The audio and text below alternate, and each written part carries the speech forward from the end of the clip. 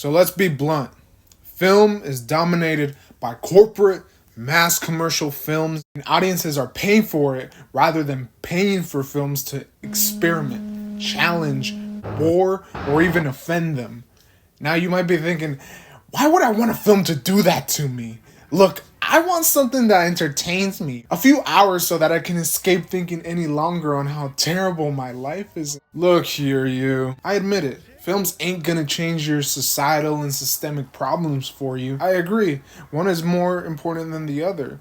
But don't you think that what is going on in film is a muddy reflection of what is going on in the human psyche? At least here in the global north, popular culture is undergoing a process of accelerated simplification, sensationalist content funded by reactionary, surface level moral divisions that pit one against another and achieve nothing. The making of the real world like the internet. And yet, this was almost predestined. Can we not see this within the construction of film itself? The camera, which first replicated the human eye, is not that different from the films that I'm going to talk about, and is not that different from your hyper-modern nihilistic video scrolling. So yeah, this is film's fault anyways.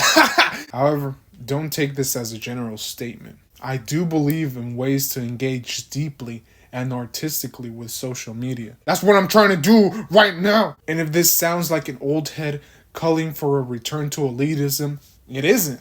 I mean, gosh, no. I mean, when I was younger, I'd watch CBBS. See you very soon. Lego Forest Fire 101 videos. Hey, Batman. Man, it took hella long to find you, but look, check it out. I think the doctors fixed me up real good. Oh my god, zombie! And all the animated Barbie films. Unfortunately, I wasn't any better than the toddlers who are currently having their brains fried with whatever's on the new social media app. Now here, I believe that we are in a desperate need of compassion and trust for one another, regardless of social status.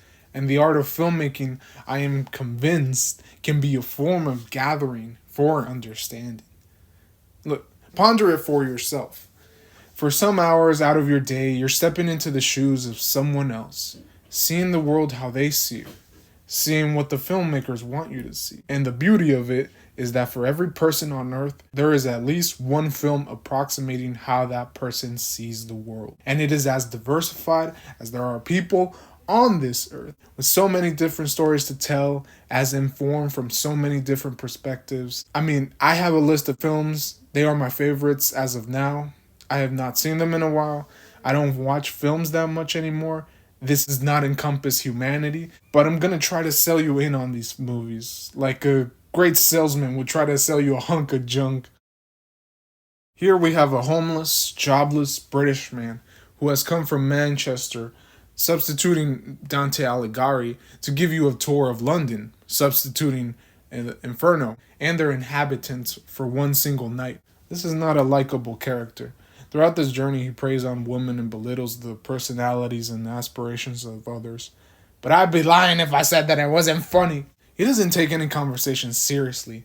Instead, he uses it as an excuse to get them to react to his philosophically pessimistic dialogues.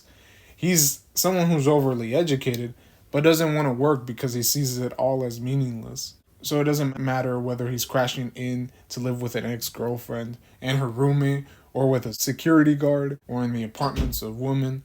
He'll continue to project his own failings and vulnerabilities onto others. The film's objective is examining the relationships between one another in an environment that fosters cynicism and resentment towards life. The city's infrastructure is as isolating and enshadowed as the people locking themselves inside. More specifically is the relationship between men and women. Men are depicted as abusers, chauvinists, and narcissists towards women, whereas women are depicted as gullible, sensitive, and desperate in the face of men. However, as unfavorable as these traits are, hope lies in the few moments of kindness shown by our side characters, especially by Lois, the ex-girlfriend. It is clear there is something broken that calls for help in each of them, even for as twisted or disturbed as some of them may be. And we get to see those vulnerabilities fully on display on screen. They are naked in that sense. Naked as in the essence of who they truly are, and naked like Without clothes too, you know. How did you get here then? Basically, there was this little dot, right? And the dot went bang, and the bang expanded. Energy formed into matter, matter cooled, matter lived. The amoeba to fish, the fish to fowl, the fowl to froggy, the froggy to mammal, the mammal to monkey, the monkey to man. From this date, it's been 80 years since the end of the Second World War. However, conflicts and wars wage on between parties. For myself and others, like me, we are fortunate enough to not have experienced warfare. But for those who have, this film may as well be a warning against those so bent on declaring it to not do that. If celluloid could capture the inferno that war unleashes, then it would be this. While it is realistic in its atrocity, the events are elevated in horror from inside the psyche of our protagonist, a young boy in Belarus who's joined Soviet soldiers against the encroaching Nazi forces. From there on, we are stuck with him, and the heightened warping of reality from the onset of trauma that is unrelenting for him to process. We are stuck with him and his heightened warping of reality from the onset of trauma that doesn't even give him a chance to fully process. And for as much as this transforms our protagonist, opening up his own darkness in the face of those consumed by it, there is still an innocence that is recognized, has been lost from this boy. From the book of Revelations, the one phrase repeated to the opening of the seals foretelling the coming of the four horsemen of the apocalypse is calling out to come and see. Its history is true. The Nazis really did commit genocide in Belarus 80 years ago, and 80 years since, we still have not learned. But war has been with us since time immemorial. And if we decide to, it might as well be our deaths.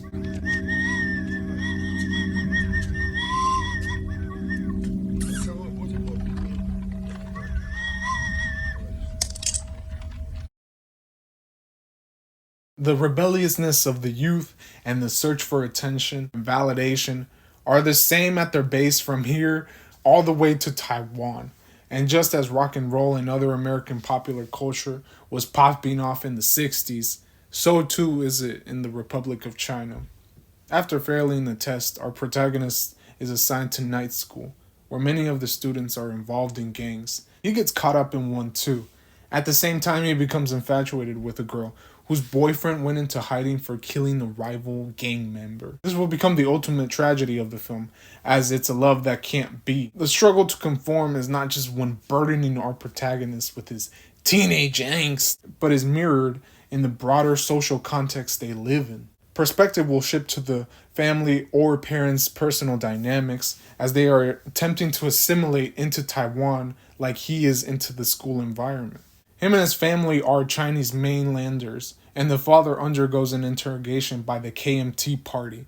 Basically, all those on the far right who ran away to Taiwan after Mao's leftist party won. The wide, long takes even add to this, as we're made to question where the characters fit in their environment. There is a deep emotionality just bubbling under the surface that explodes to our great surprise. Each scene's color palette is soft, delicate, even mournful when depicting their abuses. The one song adding to this quality is Elvis Presley's Are You Lonesome Tonight? It definitely reminds me of summertime.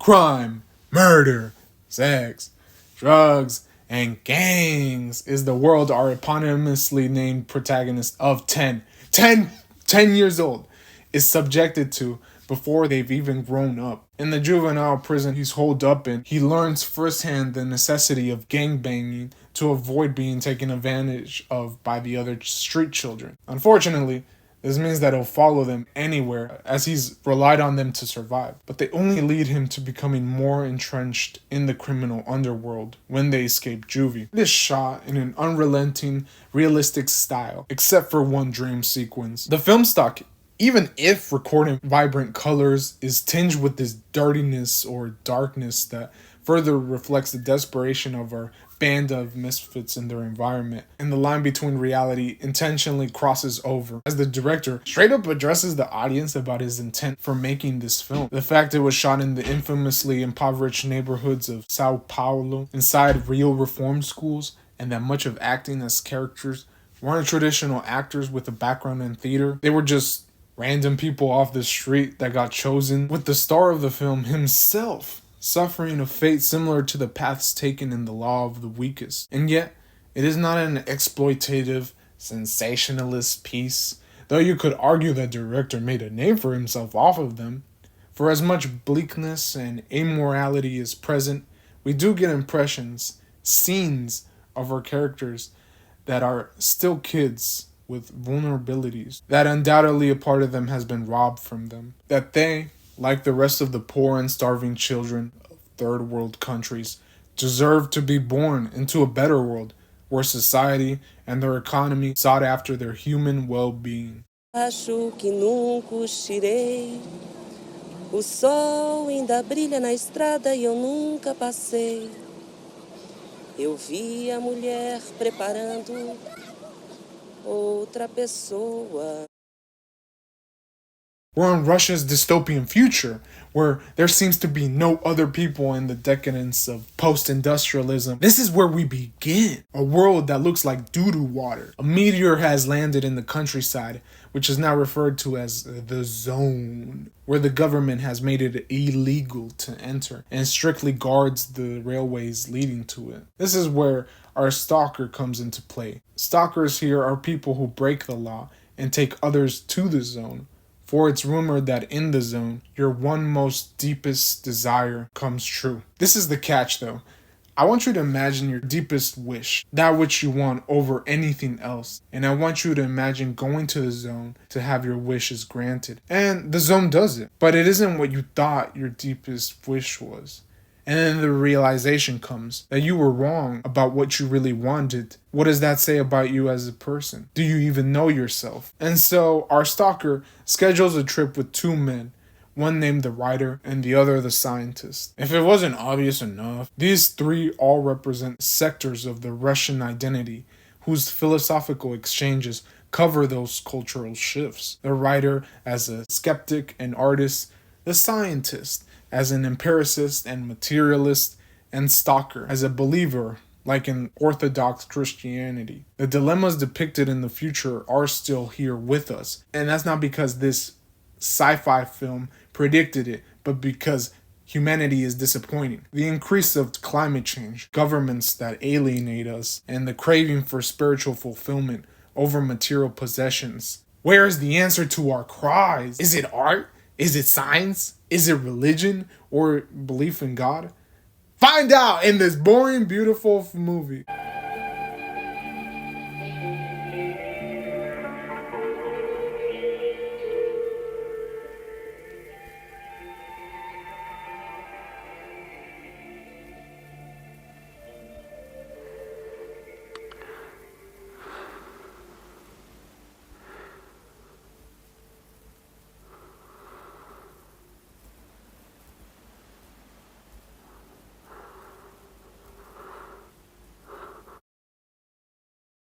No sugarcoating.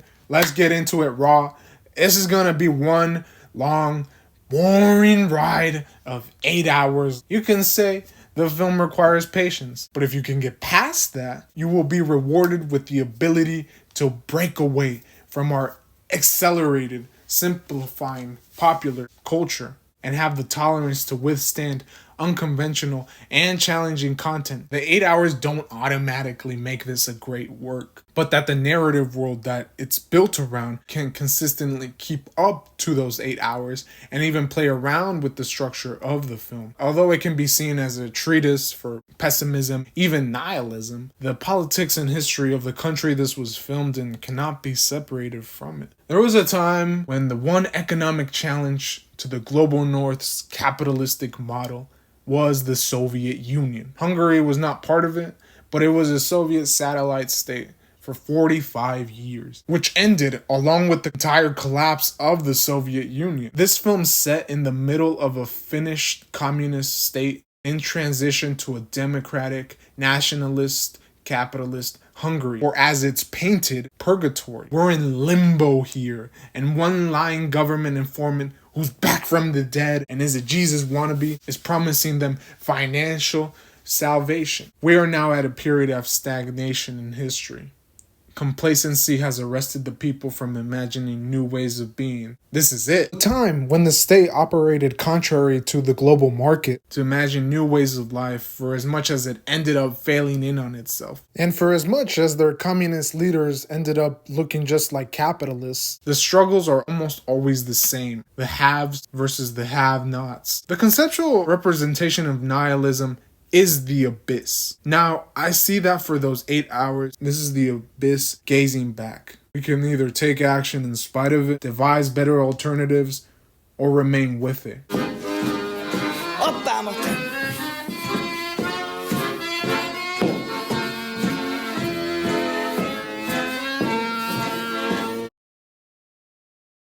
A mute woman named Ada is arranged to marry a colonialist in New Zealand. She brings her daughter, but is dissatisfied with her marriage, and cares more for the piano that was left behind. But it's not the piano in itself that she longs for. Without choice, she is soon drawn into a love triangle between her husband and a frontiersman who's more in tune with the indigenous tribe of the area. Yearning, both for real love and freedom, runs wild on the Scottish colonies of New Zealand, populated by the indigenous Maori tribe during the Victorian era. Ada expresses what she can articulate through the playing of her piano, composing a classical piece special to the film and soundtrack. Colonial homes built in foreign architecture in the sensuously tinted blue and green laden jungles of New Zealand, whose indigenous tribe is experiencing the first latent foreshadowings of colonial expansion. Ada says no words, and yet her choices are sufficient to say it all, laying bare dual, contradictory truths of desire, of love, of harassment, of oppression, and the compromise with those to find her own freedom within a culture built around and by the will of the patriarch and masculine, asking, how does a woman even fit into such a culture and still retain her own needs and wants? Even so, there are tiny, intricate details that form beautiful, meaningful images. Now, this is a personal anecdote, but I was experiencing a personal longing for someone the last time I watched it. And gosh, it was as if those feelings were given life through the music, the framing, the colors, the story, its characters. So far, it has proven to be my one favorite film. This is it! If you're gonna watch anything from here and yet another one of these long list compilations, make it this one.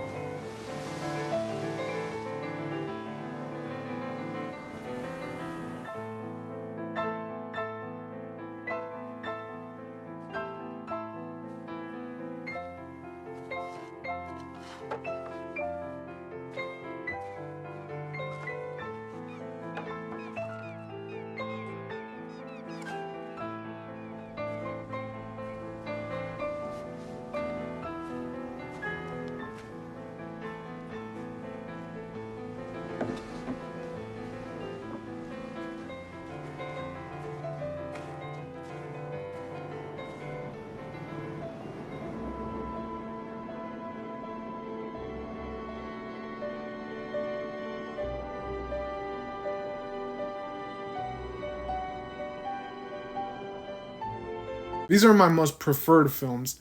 I'd say these are all the films you'd have to see, but I would be leaving out so much that is integral to the history of cinema itself. But hear you. Never watch more films than be creating. Let it inspire you to create in conjunction with watching them, or else it won't make a difference whether you watch, read, or listen to a great piece of art if you're gonna treat it in the same way you would a dang TikTok. Or I don't care. Do whatever you want. The video's over.